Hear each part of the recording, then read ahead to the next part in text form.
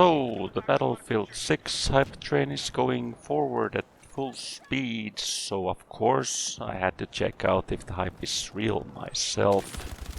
Not that anyone cares what I have to say, but whatever. I thought I'd still share some impressions judging by the little that I have played. But first the good. The game looks great. I had some performance issues in the beginning, but I switched the performance preset from balance to performance mode and the problems went away.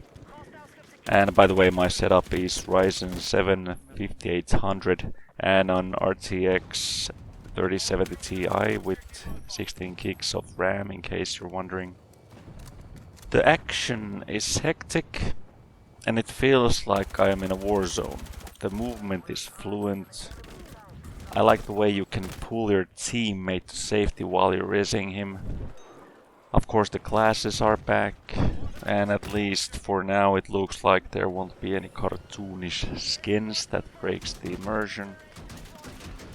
The scoreboard is here from the start, which really pissed me off that they for some asinine reason decided not to include it to the Battlefield 2042 in the beginning. Open beta, by the way, was the only time I played it. I played the beta and decided, yeah, I don't think I need to play that ever again. And then the bad. I'm kind of a pessimist, so I always tend to focus on the bad, so there might be a bit more of those. And where do I start? The server browser. To my understanding, there isn't going to be one, except in Portal, which I have no experience of. I mean, personally, if I had to choose, I'd pick a server browser over skill-based matchmaking every time. But, you know, the battle log is still there, up and running. Just fucking do what you did with Battlefield 3 and 4 and you're all set. But no. And next, no hardcore in base game. Like I said, I don't know anything about Portal, but to my understanding in Battlefield 2042 you could play hardcore type games in there, but not having the option in the game itself kinda throws me off. Sure, there isn't the hardcore mode per se in Battlefield 1 either, but at least you can go to the server browser and filter the servers to only show servers with 200% bullet damage. And you kinda have semi-hardcore then. I might need to do some proper research on how that portal actually works. Some elitist pricks might say hardcore is for pussies, but personally it's really immersion breaking when I, with an assault rifle for example, have to waste over half a magazine to kill one guy. And if I shoot a guy in the chest with a sniper rifle, I want that guy dead. That's why I never got to hero shooters, for example. I hate having to blast one guy for several seconds before he's dead. But yeah, if you tell me there's no hardcore in a Battlefield game, it's quite possible I, for one, am not buying it.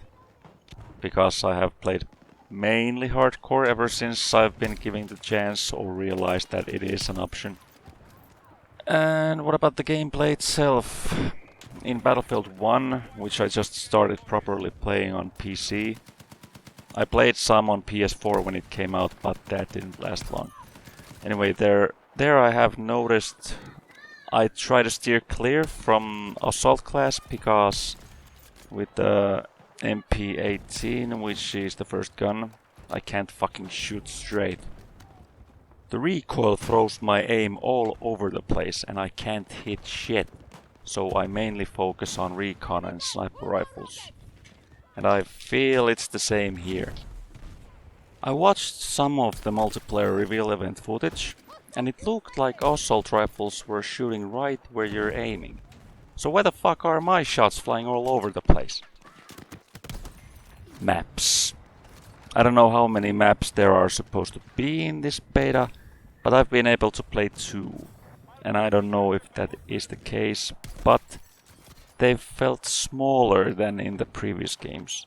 especially if Liberation Peak is supposed to be on the larger side.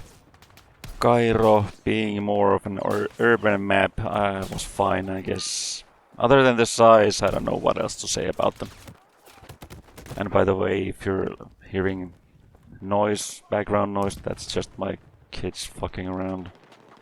But overall, gameplay-wise, if I had to choose between this and Battlefield 4, I think I'd choose Battlefield 4 any day.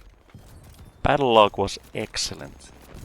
I don't understand why they had to move away from it, especially when it's still right there being used daily. I mean, I guess you constantly need to try to innovate, even if it eventually bites us gamers in the ass, like with Battlefield Companion. I mean, it was fine, too bad they said fuck this and now it doesn't really exist anymore. Battlefield 6 has some issues, like not being able to customize weapons during a match, and when you customize it in the menu, you might need to do it again in a match, which is the only time you can actually do it during a match. And I'm pretty sure I have died several times after getting to cover.